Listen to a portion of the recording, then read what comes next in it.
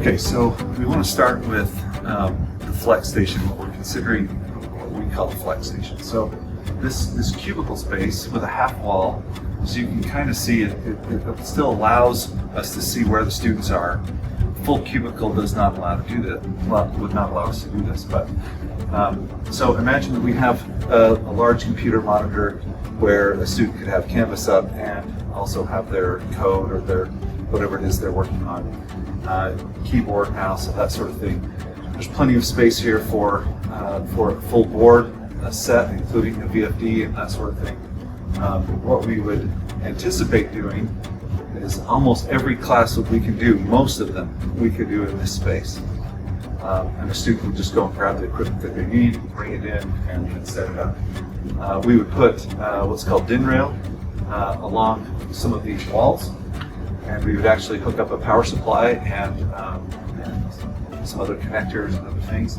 Along that wall, we could also actually set up full sets of equipment on that DIN rail. So that's one of the nice things about having these little walls. And then we would also need about 4 Ethernet jacks, one air port, and then about 8 electrical outlets for both the computers and the equipment that would be sitting there. So one of the other cool things about this space is not everything, we can't fit everything on a board like this. So we can also put things on carts. The student can wheel it in and plug in, hook up, and actually do the things that they do. We have quite a few of these, and we could actually do more of these, where these could be stationed in a storage area. The student comes, checks it out. So in other words, this flex station could do anything. It could do anything you would need it to do. And the student can work on their equipment. There's still plenty of room here. If I slide this guy all the way up for a student to exit, they could also slide this over on this side and do their work over there. So pretty cool little setup here, and I believe this cubicle space is about 76 inches by 76 inches. So we'll start with that, and then I'll show you some other things. Okay, at the end of each of these rows, you can see that they have a standing station, and we do have students who want to be able to stand and do their work. In fact, we have a couple of stations over in our current space where there's some students who actually prefer to be standing and doing their work like this. And so at the end of each of those rows, we would want to do something like this. In the flex space, we do need racks for training boards, and we have several of these. We'll give you a number here on the sidebar here of how many we have. But our measurements on these guys are 24 by 60 inches. And then we have a significant number of rolling shelves, carts, and then also shelving units and other things. And we'll give you a number on those as well off to the side here. But we can reduce some of this, but in terms of growth and other things, these are all, by supporting all the high schools and doing all the things that we do need storage for extra parts. These trainers, we call this the Skill Boss, and these guys, we have 3 of these in here right now. For growth, we would want 4. And these guys are on big carts, not really able to use the flex station with these guys, and they're kind of more, we'd like actually to have these in with the capstone trainers if possible. So 4 of these, and students need to be able to get all the way around these so they can access the back and the front. So that's one thing that's really important. That's why they're kind of out here in the middle. And then if we come over here, our capstone trainers, you can see how we've kind of got this little space separated off. We had this over in the Danger Lab for a little bit, and it was so loud. The students have to really concentrate in here to make this all work. And our capstone trainers are 72 by 35. About 72 inches by 35 inches. And then notice we have a table here for a computer so they can work on things and make things happen. They do need also to be able to get back around to the back side of these, so we've got just a little bit of space back here to get behind them. And these require air and electrical and all sorts of stuff as well. So Anyway, so this is the capstone area. So this is Lisa, and this is currently her space, and she, for orientation and other things, she has all sorts of stuff that has to go along with that. So all of the student kits and tool bags and all those things. We also end up storing the vacuum in here, and extra water, and a little fridge for when we run CE classes and that sort of stuff. So just to give you an idea of what her space looks like and what she's storing in here. Okay, so this is the cage here in the diesel mechanic shop. You can see they've got tools and they've got all sorts of stuff that students can come and check out. Teacher station. To kind of do a full 360 here, you've got quite a big space here.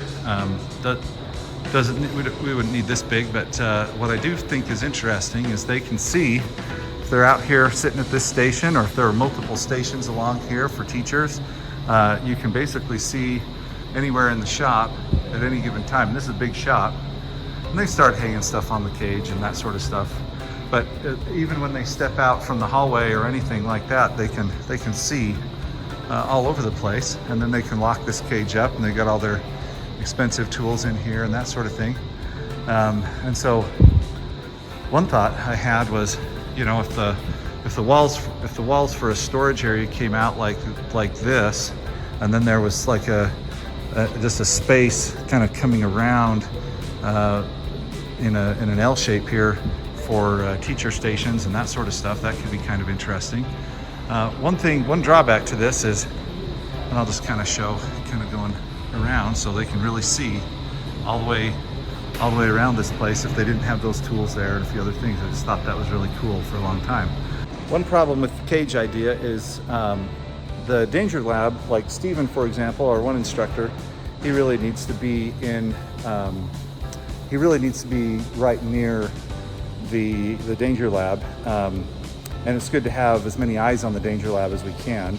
So if we did something like this, we'd want to be able to clear shot of what's going on in the Danger Lab at all times. And maybe we can do that. There's just a lot going on in there. And then we want our students to be in the Flex Lab to be able to see what's happening in see if their instructors are here or where they're at and that sort of thing. One other disadvantage to this cage idea is that teachers are often responding with video and other things to to students, and if there's another teacher sitting right next to them trying to respond, then that may not be that great either. So I don't know if that's something more like a flex station where you got a little bit of dividers or something, but again, that would maybe reduce visibility. I don't know. I'm just kind of trying to figure that one out in my head still. Here I'm in the Danger Lab, and you can see that we are setting up a panel build station here. Notice how loud it is in here already. This is just without any grinding or cutting or anything like that. So this is a really loud space. We have tables here that are adjustable in height, and they are 72 by 24. And then you can see we also have parts bins that have to be over on the walls and that sort of thing. So places to put wire, that sort of stuff. We actually have 8 of these stations right here. So where they're building this panel from scratch, we've got 8 of these tables. And then we have an eye wash station over here, which is also required. So we do have to have an eye wash station in here. Here's our hydraulics trainer. Notice that it's 2-sided, so a student can work on both sides. And we can get measurements and dimensions for you on that if we need to. Then we have, in our essential skills and safety class, we actually like to flush this out a little bit better, but we need some bench space, some table space for students to do drilling. They drill into these pieces of metal, cutting, that sort of thing. So here we have racks like this in many different spaces, just with parts for students to grab quickly and be able to move forward. Over here, you can see these students working on industrial mechanics, and I can get you dimensions for these guys as well. Notice we have a computer on the end, not really flex station ability, here, but they need to be able to get on canvas so they can see what they're supposed to be doing, and then be able to work. Here, we're actually using pneumatics. This is a good example of where our pneumatics cart could just roll right up, and if we've got air, we can just hook into a flex station. We could actually put a lot of parts, or even mount everything permanently to those if we needed to. So that could eliminate this whole little section right here, potentially. And here's the HVAC stuff. We decided we would actually like to keep this in the danger lab because it is a little bit loud and it does take up a little more space. Yep, and it does involve fire and other things, so torch and that sort of stuff. So this wall is an important wall. We call this our 480 volt trainer, and Stephen is standing next to some of those trainers here. We have live 480 volts going to all three of these panels. You can see that when a student is working on this, we have to chain it off because it is dangerous. Right now everything's locked out and tagged out, so there is no danger for Stephen to be in there. But we do need a space where, or a wall. I don't know if that's in the danger lab. It could be in the danger lab. It really could be anywhere. It just has to be on a wall.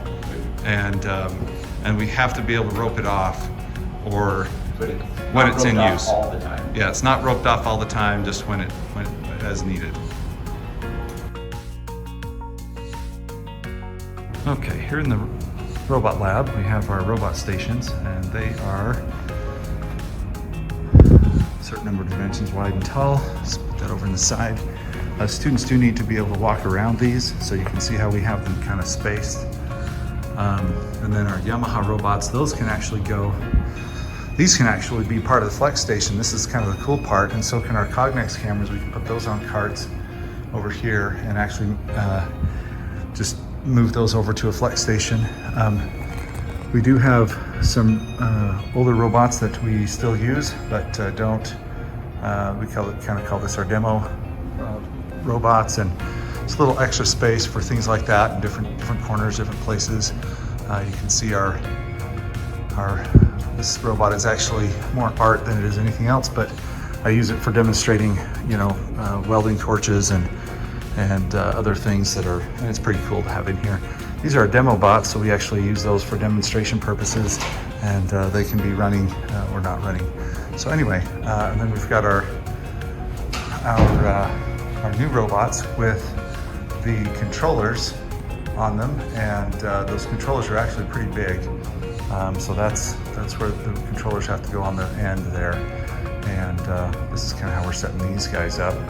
It's not quite ideal because we don't quite have enough space to go in between them, but that's how we're setting up right now. So, and these will need 2 more of these. So basically we want to set up the same as we do with the Fanix, 2 of the 3. So with a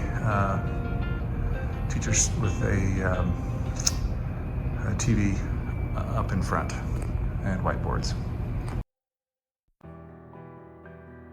We're kind of a mess right now, but this fabrication space, you can see we've got a laser cutter. We haven't hooked this back up yet because we've been moving and doing all that stuff, but you can see that it does need ventilation, and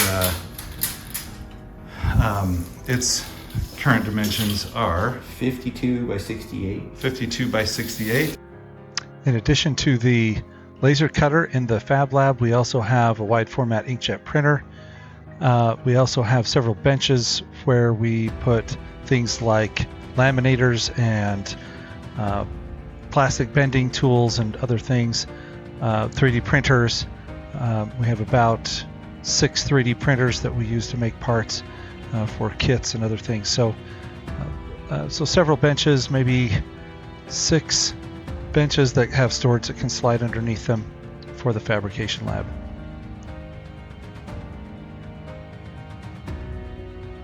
In the shared computer space, everyone that has talked about that space, which is the electronics department and us, for that space we just need to be able to run classes where we have computers at each station. We're saying 16 stations right at the moment, and then we would both be able to run CE classes with that number of computers in them, and with a presentation station up at the front, including a whiteboard and a big TV.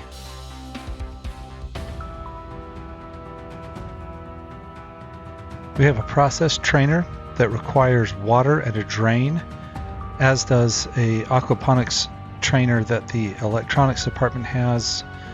We're currently sharing space for both of those so that students can come in and do the labs they need to do on those two pieces of training equipment. Okay, this is the big robot that I was telling you about, and we can clean this guy up. He's been sitting for a little bit, but he does function, and as you can see, this could also be a nice entryway. So we've been holding on to this guy just for this reason. If we need to paint him or do anything like that, we can do that too. Our paint shop is really good about stuff like that. So the skid that he's on right now is 50 by 90. 50 by 90, and obviously there's some extra, I don't know what that chair is right there, but there is some extra here in the front, but that's how big the skid is that he's on right now. And again, he can come off the skid, we can do all sorts of stuff here, so anyway. Something else we would like to do is connect the spaces between Brigham City and Logan. We do this using Microsoft Teams or some other IVC type equipment. And in the Flex lab, we would love to have as big a TV as we can get so that we can do presentations to students when employers come and those sorts of things, but also so that we could connect the spaces and we can so anyway, we'd like a wall in there somewhere that has a giant TV on it with those Flex stations facing that direction. And then also maybe in the Danger Lab, another one that could also connect into our Brigham City space. So many of the courses that are taught in there are actually taught by are taught by the experts for those courses are over in Brigham City, and so it'd be nice if those two spaces were also connected.